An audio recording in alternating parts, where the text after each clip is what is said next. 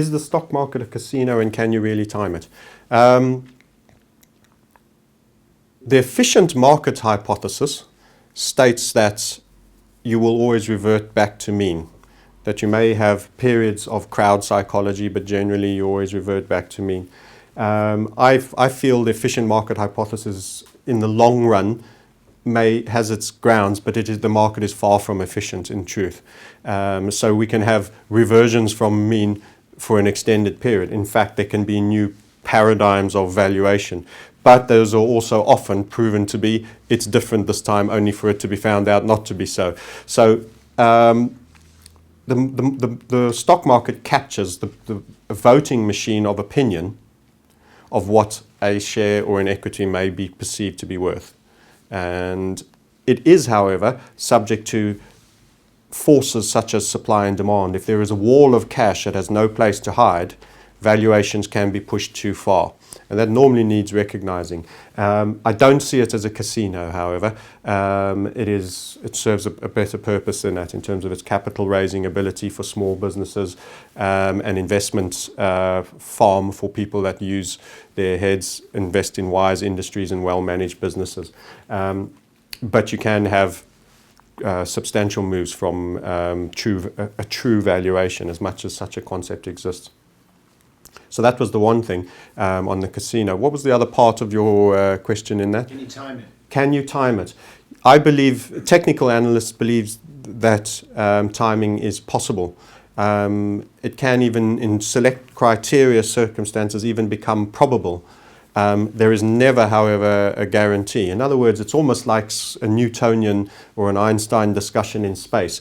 Something that is moving will continue to move unless an equal and opposite force is applied to it. So in the sense of a trend, you view that, you come into a continuation pattern, you have a trend on balance of probabilities, that trend should reassert. And you should be able to get a fairly decent entry point with a nicely, tightly managed stop loss. And on balance of probabilities, you should be able to get the move correct if you're choosing really selective points in price behavior, and that is not the ramshackle everyday ebb and flow. What about traders being gamblers? What's your take on that? I think when we talk about traders, we have to be careful about who we talk about. If you're a retail, because I think there's a societal element to this, because we know the banks have done immense damage to people's confidence in them. You may get institutions that have balance sheets that have almost de facto guarantees and have bet the farm. If we think of the London whale with JP Morgan, these are people that have basically been given an incredibly powerful balance sheet. They've well over leveraged, and despite this, they make profits on the upside, and the downside just sees the company get fined, a slap on the wrist. So I think in essence of that, there's a case to answer in terms of people taking a massive gamble with all the harvest on the upside and very limited downside. However, a retail trader is using his own resources. In a societal context, it's not important if he chooses to be a gambler. From a personal level, he will, in the long run, destroy himself. There is an addictive element to excitement and the enjoyment and the thrill of the punt. And I think what you have to do is you have to manage that. It's a demon you never totally control. There was a book about managing your chimp, which was a sports psychology book, and I think it was Victoria Pendleton, one of the cyclists, said, "Can I kill my chimp?" Because she was having explained that this base level part of our characters often wants to intervene and make us do more primal responses of thrills and spills. And the answer, of course, is no, but you get to manage him because the chimp is part of you. So it's a bit like cutting an arm or a leg off.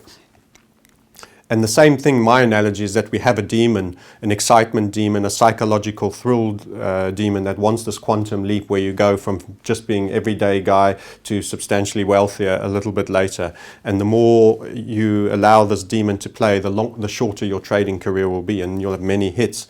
You have to contain him. If you're taking managed losses, someone who's taking a managed loss of 1, even 2, even 3 to possibly 5% a trade, but never more, in an orchestrated way, has considered his risk reward and is applying a process and a system, never in my view would I consider that person a gambler. I would call him a trader, and if he's achieving those things, a net accumulator in an orchestrated, systemic, intelligent way. However, unfortunately, we've seen many instances where people just bet the farm, and that, of course, usually comes down to an out-and-out punt.